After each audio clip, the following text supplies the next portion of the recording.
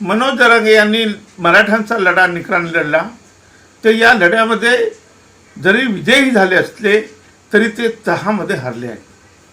खरं म्हणजे शिवाजी महाराजांचं नाव घेऊन जे महाराष्ट्रातले खरे मावळे आहेत, जे वंचित ओबीसी आहे, जो बारापुलतीदार आहे, त्यांच्या ताटातल्या 17 भाकरी या उरबडून नेल्या, याच्यामध्ये कुठला आनंद आहे? आणि म्हणून आज जरी मराठा समाज आनंदोत्सव बनवत असला तरी ओबीसी समाज हा दुःख बनवत आहे. खऱ्या अर्थाने मराठा समाजाने जर याच्यामध्ये यश मिळवलं असेल तर आमच्या भुजबळांनी आणि शेंडगेंनी यांना अपयश मिळालेलं आहे. आणि म्हणून मी सांगत होतो की त्यांना सब कॅटेगरायझेशन द्या. आणि इकडे सरकार सांगत होतं की आम्ही ओबीसीला धक्का लागणार नाही.